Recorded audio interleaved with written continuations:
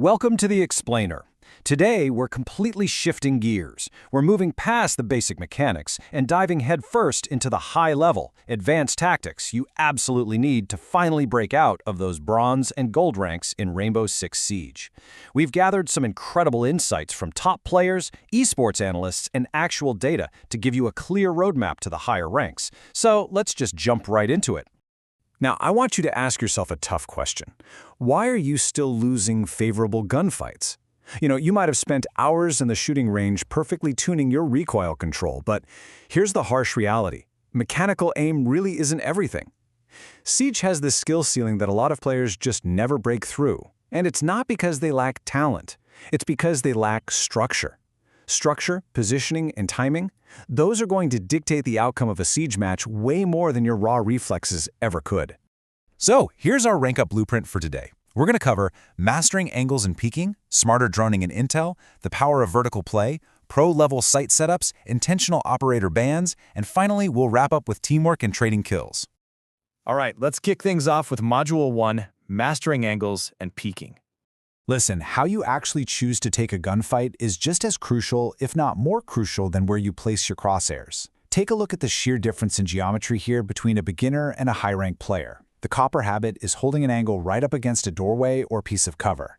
When you hug the wall like that, from the enemy's point of view, half of your body is already exposed before you even spot them. It makes you such an easy target to flick to. But the champion habit? They're keeping a solid distance from the nearest point of cover. Stepping back like this lets your body effectively fade into the angle, making it so much harder for an attacker to spot and shoot you quickly. Long story short, keep your distance on angles.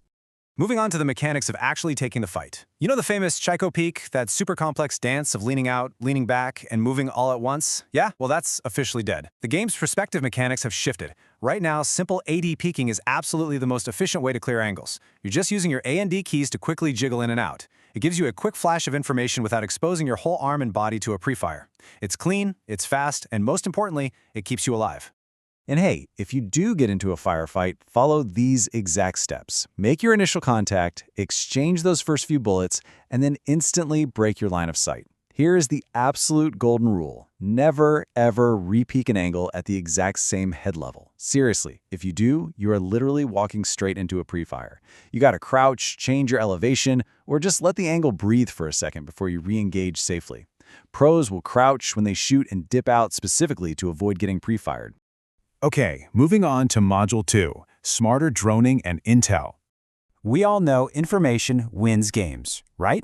Period. But it only wins games if you can gather it without just handing your drone over to the defenders. We really need to stop treating our drones like disposable toys. The classic beginner mistake is driving your drone straight into the bomb site, red scanning everyone for points, and just letting it get blasted. That's a massive waste. Smart droning means actively hiding the drone behind cover, looking at tight angles, and relying on that yellow Z ping to give your team fast, quiet callouts. Constantly moving your drone makes noise, and red scanning? That alerts the enemy immediately. You want to park it on a flank route and just check it periodically, keeping the defenders totally in the dark.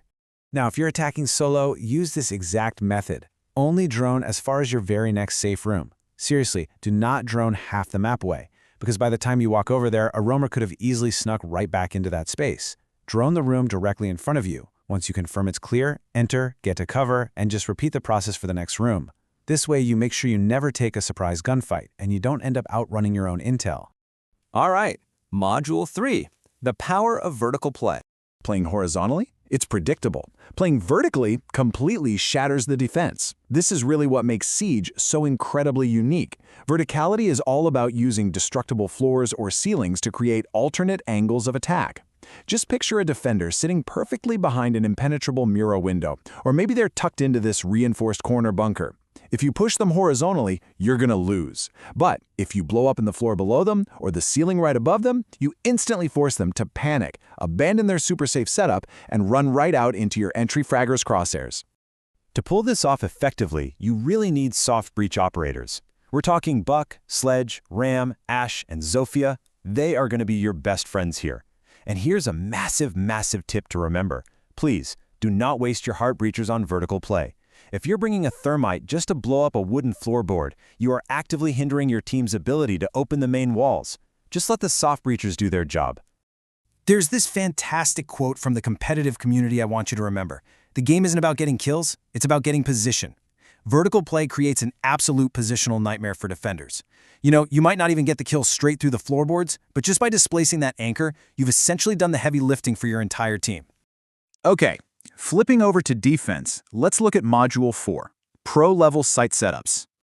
So, if attackers are using positioning to break you, you need to shape the bomb site to leverage those exact same positional advantages in reverse. But first, a quick warning. Stop blindly copying Pro League setups from YouTube if nobody on your ranked team is actually going to play those positions. Look, if you blow open 6 different walls to create this beautifully elaborate interconnected line of sight, but your entire team decides to just go roam on the exact opposite side of the map, you haven't built a fortress. You've literally just handed the attackers free, open access right into the bomb site. Let's dive into a highly specific advanced setup secret. Take the top floor of Cafe Dostoevsky. Most players will automatically just make a vault hole to move between the sites. The problem with that? Vaulting completely locks you into an animation and exposes your entire body. Instead, try crafting a crouch hole by just blowing out the bottom portion of the wall. This lets you safely crouch up to the bar, peek aggressively, and move between sites without just throwing your whole body out in the open. It's a really small change, but it saves lives.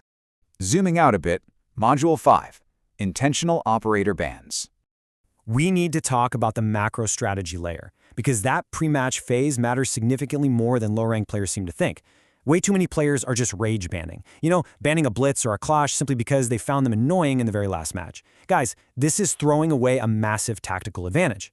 Intentional banning means actually using your brain during the ban phase to force the enemy team to play methodically, rather than letting them get comfortable. You are trying to protect your own map-specific strategy here. Here is a literal cheat sheet straight from the pro meta at the Esports World Cup.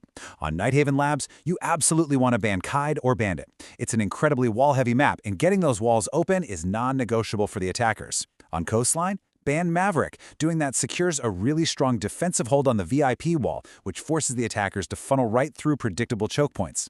And on Border, ban Demos to prevent the attacking team from easily clearing out your aggressive roamers.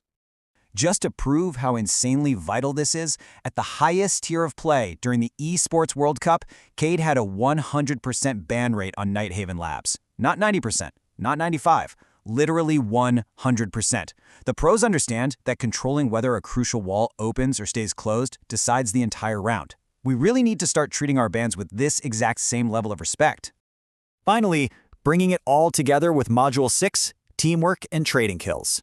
Listen, you can have the absolute best aim in the world and the smartest bans, but at the end of the day, Siege is fundamentally a team game. And the most critical team mechanic you can master is refragging. If your teammate goes down, that needs to send an immediate spark of urgency right through you. You have roughly a 5 to 10 second window to instantly swing out and kill the enemy who just took that shot. Why? Because right in that moment, you have free info on their exact location and they are completely unprepared. They're probably reloading or scrambling to reposition after a fresh gunfight. If you can take one of theirs for one of yours, you successfully maintain the balance of the round. To really survive the late round chaos, you need to employ the OODA loop. That stands for Observe, Orient, Decide, Act. If you can process this mental loop faster than your enemy can, you win. Simple as that. When that clock is ticking down, late round simplicity always beats late round hero plays. So look at the information you have, figure out your position, make a firm, committed decision on your win condition, and act early. Do not wait to react to the enemy. Make the enemy react to you. So, the most crucial takeaway is this. Halfway through every single round, whether you're attacking or defending, you need to be asking yourself, what is our team's gap right now? Is nobody watching yellow stairs? Are we totally missing drone control in the kitchen? Find that hole in your armor, communicate it to your team, and plug it. The tools to rank up are sitting right in front of you. The only question left is, are you going to keep playing on autopilot, or are you ready to jump into your next ranked match and actually use them?